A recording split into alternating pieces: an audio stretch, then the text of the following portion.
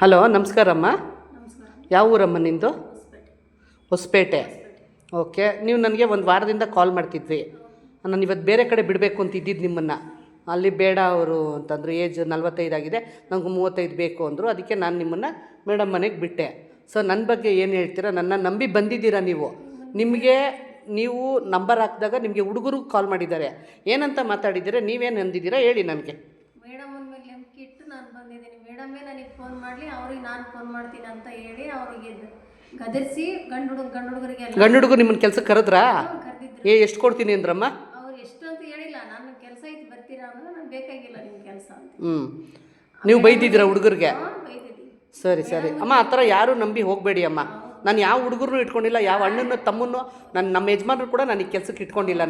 ನಾನು ಒಬ್ಬಳೇ ಇಂಡಿಪೆಂಡೆಂಟಾಗಿ ನಾನು ಮಾಡ್ತಿರೋದು, ಗೊತ್ತಾಯ್ತಾ? ನೀವು ನನ್ನ ನಂಬಿ ಬಂದ್ರಿ. ಇವಾಗ ಬೆಳಗ್ಗೆ ನೀವು ಬಸ್ ಹತ್ತಿದ್ರಿ, ಇಷ್ಟೊತ್ತಿಗೆ ಬಾಮ್ಮ ಮೆಜೆಸ್ಟಿಕ್ಗೆ ಅಂದೆ. ನಾನೇನು ತಿಳ್ಕೊಂಡೆ, ನಿಮ್ಮನ್ನು ಬೇರೆ ಕಡೆ ಬಿಡಬೇಕಲ್ಲ, ಮೆಜೆಸ್ಟಿಕ್ ಬರ್ತೀನಿ ಅಂದೆ. ಅಲ್ಲಿ ಬೇಡ ಅಂದಿದ್ದಕ್ಕೆ ನಾನು ಇಲ್ಲಿಗೆ ನಮ್ಮನೆ ಹತ್ರನೇ ಬಂದುಬಿಡಮ್ಮ ಅಂದೆ.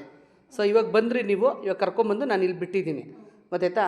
ನಮಗೂ ಒಳ್ಳೆ ಹೆಸ್ರು ತಂದುಕೊಡಿ, ಮೇಡಮ್ಗೂ ಒಳ್ಳೆ ಹೆಸ್ರು ತಂದುಕೊಡಿ, ಗೊತ್ತಾಯ್ತಾ? ಆಮೇಲೆ ಅವ್ರಿಗೂ ಅಷ್ಟೇ, ಅವರು ಹಾರ್ಟ್ ಪೇಷೆಂಟು, ಗೊತ್ತಾಯ್ತಾ? ಅವ್ರಿಗೂ ಶುಗರು BP ಎಲ್ಲ ಇದೆ.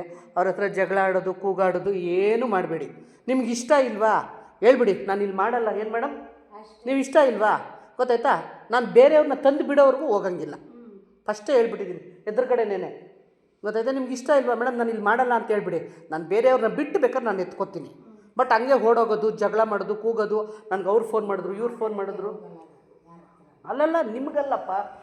ಇವಾಗ ಅವಳು ಮಾಡಿದ್ಲಲ್ಲ ಮೊನ್ನೆ ಕೂತ್ಕೊಂಡು ಡ್ರಾಮಾನ, ಅದಕ್ಕೆ ನೋಡಮ್ಮ ಇರೋ ವಿಷಯ ಹೇಳ್ಬಿಡ್ತೀನಿ. ಪಾಪ ಅವರು ಹುಷಾರಿಲ್ಲಮ್ಮ, ಗೊತ್ತಾಯ್ತಾ? ಅವ್ರನ್ನೇನು ಅನ್ಬೇಡಿ. ಅವ್ರಿಗೇನು ಕೇಳ್ತಾರ, ಅವ್ರೇನು ನಿಮ್ಮ ಕೈಲಿಂದ ಏನು ತಿನ್ನಲ್ಲ. ಅವ್ರ ಜೊತೇಲಿ ಅವ್ರು ಅಲ್ಲಿ ಮಲ್ಕೋತಾರೆ, ನೀವು ಪಕ್ಕದಲ್ಲಿ ಮಲ್ಕೊಳ್ಳಿ ಅಷ್ಟೇ. ಅವ್ರೇನು ಕೆಲಸ ಹೇಳ್ತಾರೆ, ಮನೆ ಕಸ ಗುಡಿಸೋದು, ಮನೆ ಒರೆಸೋದು, ಬಟ್ಟೆ ಒಣಗಾಕೋದು, ಏನು ಮೇಲೆ ಕೆಲಸ ಏನು ಹೇಳ್ತಾರೋ ಅಷ್ಟೇ ಮಾಡ್ಕೊಂಡು ಹೋಗಿ. ನಮಗೂ ಒಳ್ಳೆ ಹೆಸರು ತಂದುಕೊಡಿ ಅಮ್ಮ, ಅಷ್ಟೇ ನಾನು ಹೇಳೋದು.